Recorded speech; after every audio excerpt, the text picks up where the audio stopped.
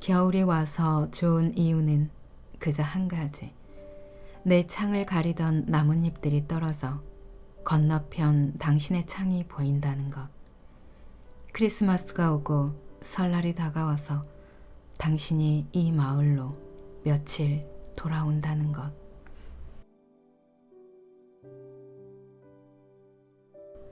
안녕하세요. 여러분의 삶이 눈부시게 빛나길 바라는 루나펄스입니다. 오늘 소개해 드릴 책은 봄볕처럼 따스한 소설, 이도우 작가님의 장편소설 날씨가 좋으면 찾아가겠어요입니다. 출판사는 시공사입니다.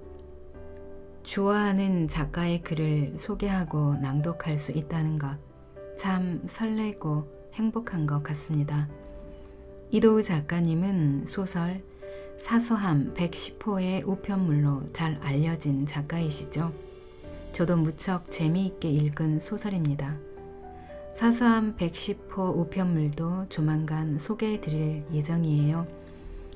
날씨가 좋으면 찾아가겠어요는 2018년에 출간된 소설인데요.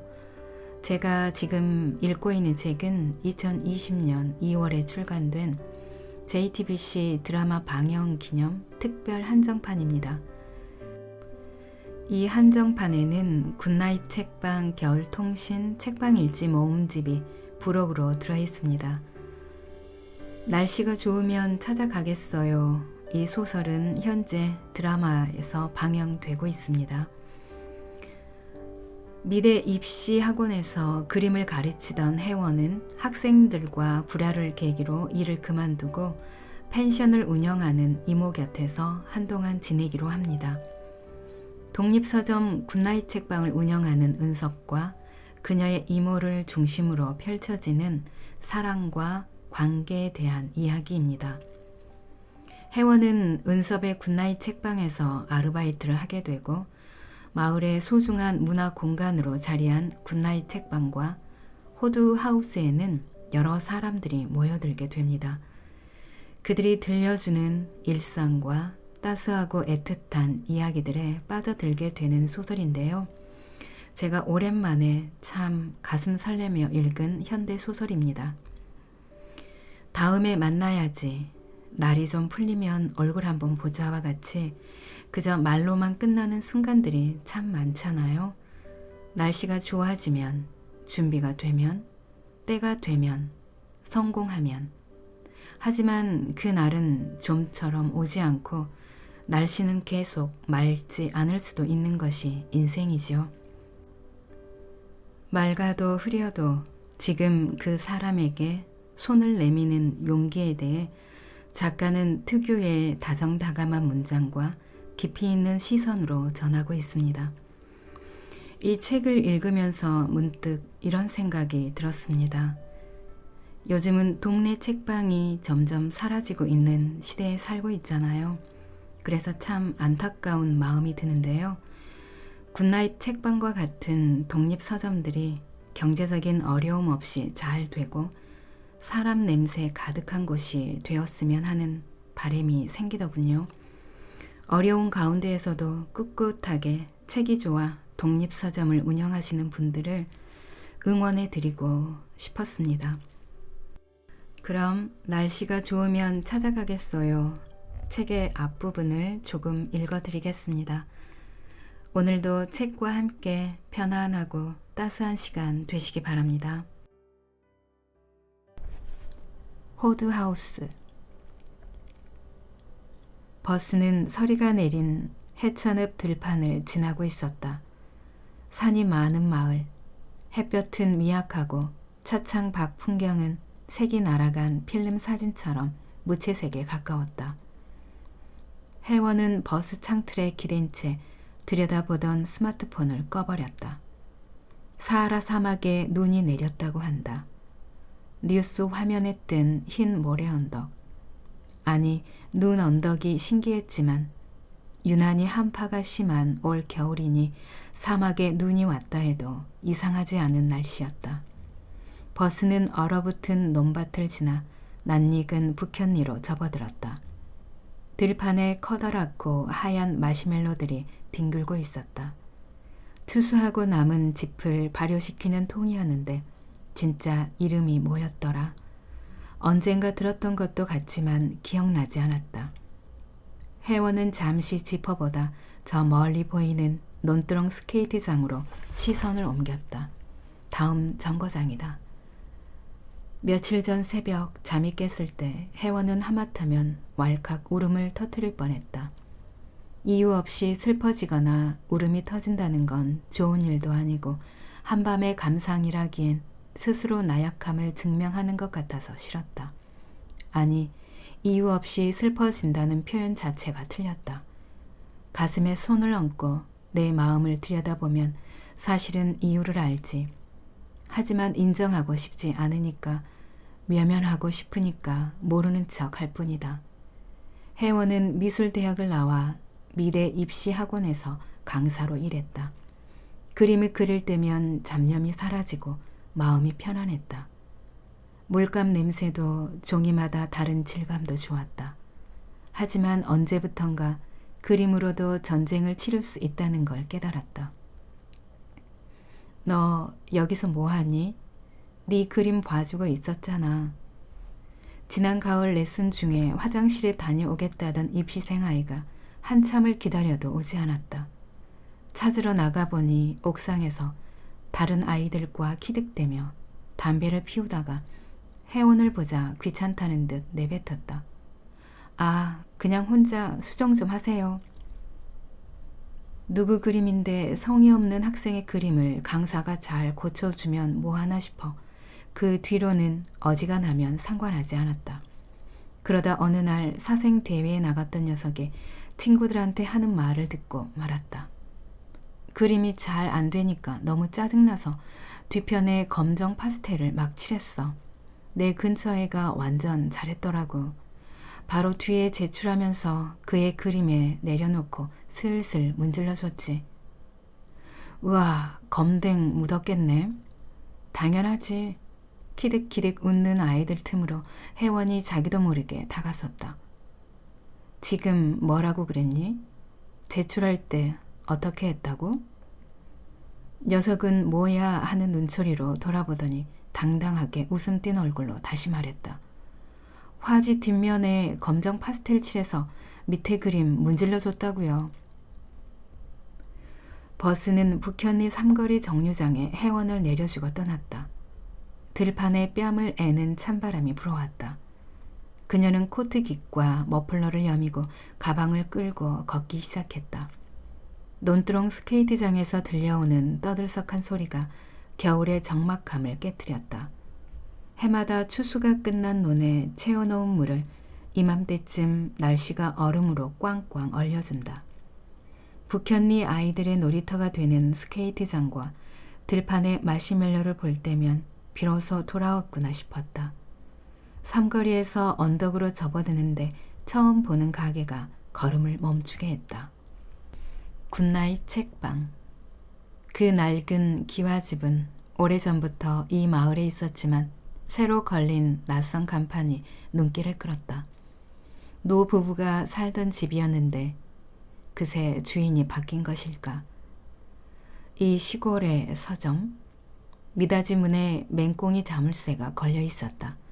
혜원은 책방의 격자무늬 유리창으로 어둑한 내부를 들여다보았다. 창으로 스며드는 여린 햇빛에 서가와 긴 탁자가 윤곽을 드러냈다. 누군지는 몰라도 시도는 좋았어. 같은 마음이었다.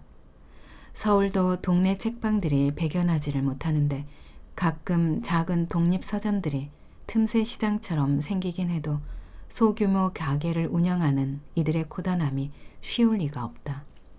오래 못 가겠지 생각하면서도 지레 그렇게 짐작해버리는 자신이 어쩐지 싫어져서 혜원은 바람에 헝클어지는 머리카락을 아무렇게나 넘기며 언덕을 올랐다. 커다란 트렁크를 끌고 어깨엔 에코백을 맨 그녀가 길을 걸어왔다. 목혜원?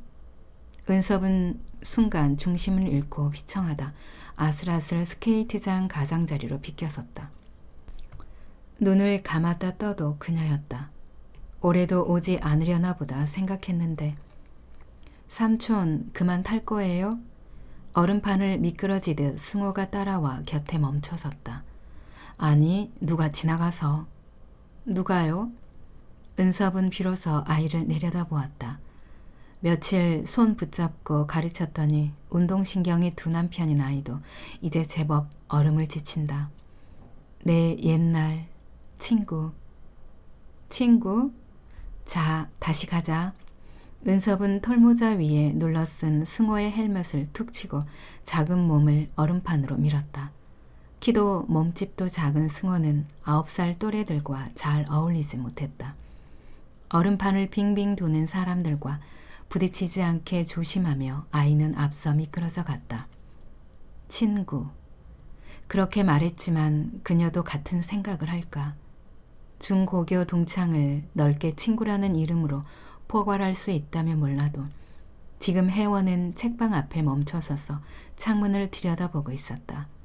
약간 허리를 숙인 채 새로 나타난 서점의 정체가 궁금하다는 듯이. 은섭은 그만 짧은 신음을 흘렸다. 하필이면 책방 문을 닫은 시간에 올 게 뭐란 말인가. 이게 다 겨울만 되면 논에 물을 채워 꽝꽝 얼리고 비닐하우스에서 어묵탕과 떡볶이를 팔면서 일손이 부족하다고 호출에 대는 큰아버지 탓이다. 그야말로 이모작의 열심인 논주인. 지금이라도 공간이동이 가능하다면 저 미닫이 문을 열고 어서 와, 오랜만이네 라고 말하고 싶었다. 하지만 그럴 수 있을 리 없고 그녀는 어느새 가방을 끌고 언덕으로 멀어져 갔다. 호드하우스 펜션으로 올라가는 길가에 미처 녹지 않은 눈이 남아 있었다. 마을 오솔길이 뒷산으로 이어지는 곳이었다. 오래전 외할머니가 운영할 때는 북현 민박집이었지만 명여 이모가 물려받으면서 펜션으로 탈바꿈했다. 혜원이 이모를 따라 내려왔던 15살 때 일이었다. 이모는 조카가 시골에 정을 붙이기를 바랐는지 이웃에서 갈색 개를 데려왔는데 이름이 호두였다. 키우다 온 녀석이라 나이가 꽤 있었고 그래도 오래 살다가 몇 해 전에 죽었다. 호두는 이제 없지만 호두하우스 이름은 여전했다. 이모, 나 왔어요. 얼어있던 테라스 목재 데크가 삐걱 앓는 소리를 냈다. 반투명 간유리가 끼워진 철제 현관문에서도 끼익 소리가 났다. 가방을 들고 2층 계단을 올라갈 때까지 이모의 모습은 보이지 않았다. 혜원이 어릴 때 쓰던 방은 변한 게 없었다. 침대와 책상, 서랍장과 2칸짜리 옷장, 고등학교 입학 선물로 받았던 빨간색 소파, 그녀가 쓰던 물건들도 고스란히 보관돼 있었다. 먼지 털기 힘든데 박스에 담아 창고에 갖다 놓겠다고 몇 번 말했지만 이모는 언제든 조카딸이 오면 자기 방이 그대로 있게끔 해두고 싶다고 했다. 창문 커튼을 젖히고 혜원은 밖을 내다보았다. 숙박객을 받는 단층 벽돌 별채도 잎이 떨어지고 넝쿨만 남은 담쟁이도 뒷산으로 향하는 오솔길도 그대로였다. 저만치 나무 열매를 던지면 그 집 마당에 떨어질 듯한 거리에 옆집도 변함이 없었다. 다만 모든 풍경이 마지막으로 왔던 때보다 낡아 보였을 뿐. 그때 언덕 저편에 솟아오른 새 건물 2채가 눈에 들어왔다.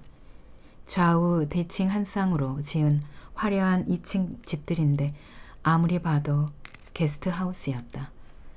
그녀의 입에서 야트막한 한숨이 새어나왔다. 어쩐지 호드하우스에 인기척이 없더라니.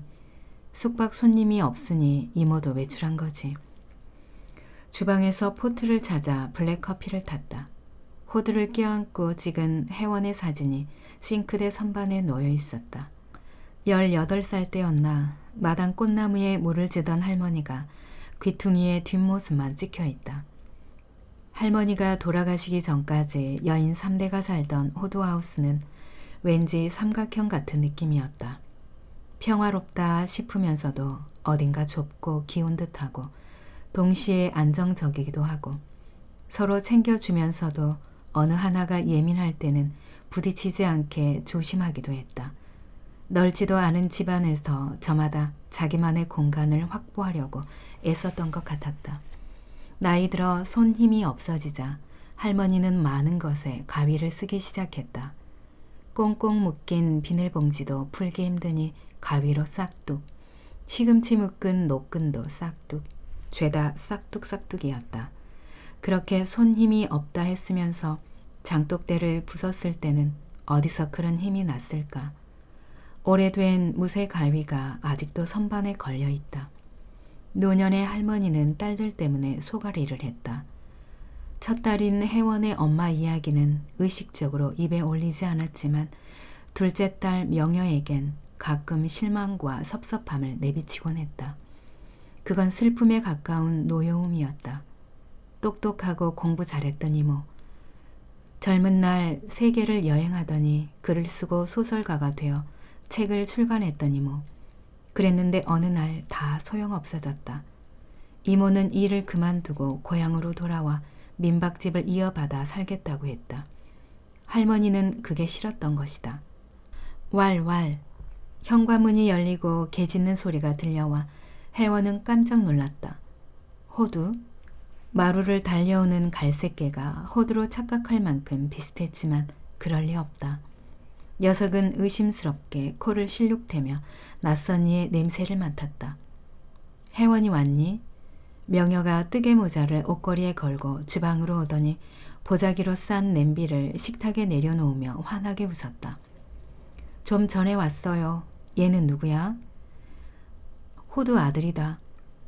호두가 자식이 있었어? 우리 집 오기 전에 낳은 새끼들이 있었지. 그 집 주인이 돌아가셔서 내가 데려왔어. 탐색을 그치고 테라스로 건너가는 갈색 털뭉치가 호두 아들이라니 기분이 이상했다. 이름이 뭔데요? 군밤이. 혜원이 훗 하고 웃었다. 경과류 패밀리네. 녀석은 이미 나이 들어 보였고 한쪽 다리가 불편한지 약간 저는 것 같았다. 적적했으면 어른 개를 데려오지. 호두 닮은 게 반갑더라. 명여는 짧게 대꾸하고 냄비를 싼 보자기를 풀었다. 호두를 보내고 한동안 힘들어 해놓고선 그새 잊어버렸나 싶었지만 혜원은 굳이 말하지 않았다. 대신 선반에 놓인 사진을 가리켰다. 이모, 설거지할 때마다 내 얼굴 보는구나. 감동했어. 그 사진이 거기 있었니? 있는 줄도 몰랐다. 한자리에 붙박이로 놔두면 나중엔 보이지도 않아. 혜원은 칫 혀를 찼지만 괜히 하는 소린 줄 안다.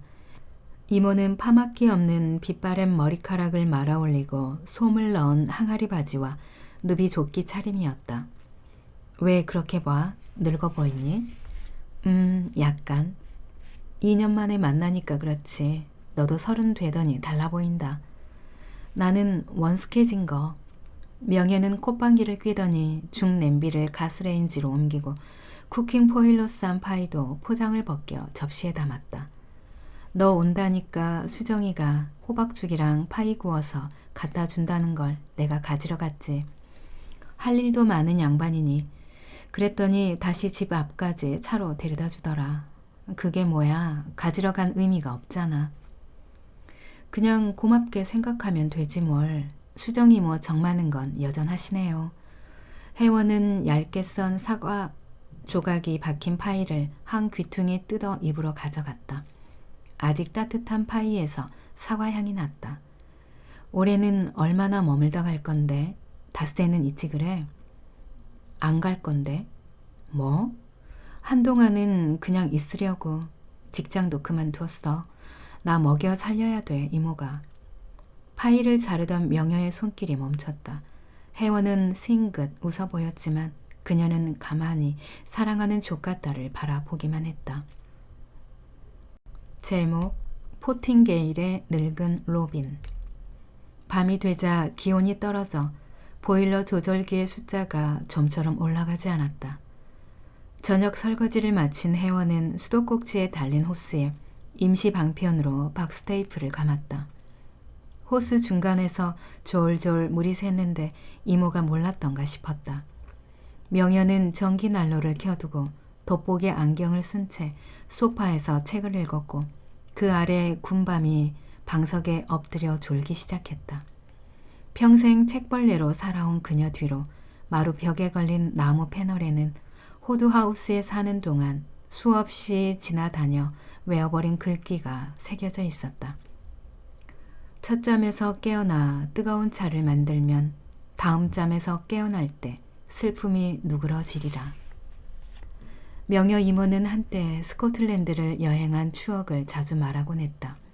혜원이 가본 적 없는 먼 나라, 에든버러, 글래스고, 에버딘, 이름을 들어보았지만 선명히 그려지진 않는 도시의 풍경들을 이모는 잊지 못하는 것 같았다. 그 어느 뒷골목, 가정집을 개조한 민박집에서 알파벳을 수놓은 자수를 보았다고 했다. 지금은 쓰지 않는 옛 낱말이 섞인 자수는 귀퉁이가 다른 테이블보였다. 영문과 학생이던 이모는 집주인에게 테이블보에 대해 물었고 자수가 포팅게일의 늙은 로빈이라는 스코틀랜드 노래의 한 구절임을 알게 되었다. 누그러지리라. 그게 좋았어. 한밤에 자다가 깼을 때 왠지 서글플 때가 있잖아. 그때 따뜻한 차를 만들어 놓으면 다시 잠에서 깰 때도 덜 슬프다는 게. 명여 이모는 글귀를 우리말로 옮겨 적은 쪽지를 오랫동안 수첩에 넣고 다녔다고 했다. 그녀만의 어떤 주문처럼 혼자 타지에서 외롭게 지내던 날들의 위안이 되었다고. 혜원은 그 얘기를 할 때 행복한 회상에 잠기던 이모의 모습을 좋아했다.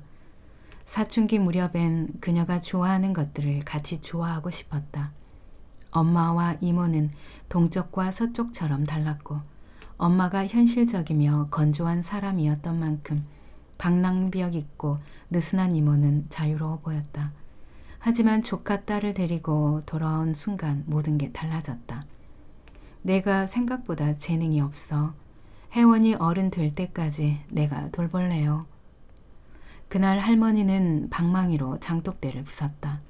이모는 팔짱을 낀 채 바라보기만 했고 혜원은 심장이 세차게 두근거렸다. 환영받지 못할 거라고 생각했지만 이튿날 할머니는 깨진 장독을 말끔히 치웠고 적어도 혜원에게만은 한 번도 서운한 말을 남긴 적이 없었다. 주전자에 차를 끓여 2잔을 따르면서 혜원이 입을 열었다. 게스트하우스 생겼더라. 2개나. 명여가 책장을 넘기며 대꾸했다. 우리도 나무에 꼬마 전구 달까? 반짝반짝하게. 필요 없다. 나무한테도 안 좋아. 겨울 한철 다는데 뭐. 대답이 없다. 펜션 운영 상태에 관해 말하고 싶지 않은 마음을 눈치채고 혜원은 잠자코 차를 마셨다. 12월 탁상 달력 동그라미를 친 날짜에 혜원이 오는 날이라 적힌 걸 보자 씁쓸해졌다. 좀 더 멋있게 왔더라면 좋았을 텐데. 어떤 게 멋있게 오는 건지는 모르겠지만 같은 날짜 아래 기념일이 작게 인쇄돼 있었다. 이모, 오늘이 남아프리카 화해의 날이라는 거 알아? 몰라. 그런 날도 있니? 혜원은 찻잔을 내려놓고 달력에 지나간 앞장을 넘겨보았다. 매달 많은 기념일이 박혀 있었다. 세계 커피의 날, 웃음의 날, 텔레비전의 날, 우유의 날과 왼손잡이의 날까지 있어 피식 웃음이 나왔다. 이런 소소한 기념일을 찾아내 인쇄하다니 꽤나 진지하거나 장난스럽거나 둘 중 하나일 듯한데 어느 쪽이든 심심한 사람이기는 할 것 같았다. 이 달력은 누가 준 거야? 북현리 풍경사진이네. 옆집 은섭이가. 책방 하잖니. 임은섭? 낮에 본 책방이 그 친구가 운영하는 거였나? 혜원은 새삼 그의 얼굴을 떠올렸다. 같은 해천읍 중고등학교를 다녔고 별로 말이 없던, 옆집에 살아도 마주치면 그저 인사하는 정도였던 동창. 그나마 그는 중간에 고교도 그만두었던 것 같다. 졸업 앨범에 그 애가 있었던가 기억이 없다. 잘 되나? 서울도 동네 책방들 없어지는데. 글쎄, 문 연지 1년 넘었을걸. 그렇군. 마을에 서점 하나 있으면 좋긴 하겠네. 명현은 돋보기를 벗고 책을 덮어버렸다. 남의 가게 걱정 말고 네 얘기나 해봐라. 그래서 이제 어떻게 살 건데? 잘 살 생각이에요. 그러니까 어떻게 잘 살 건데? 이모처럼 살면 되겠지 뭐. 농담처럼 말했지만 명현은 살짝 미간을 찌푸렸다. 낭독은 여기까지입니다. 여러분의 구독과 좋아요, 댓글은 저에게 큰 힘이 되는 거 아시죠? 오늘도 끝까지 들어주셔서 감사합니다.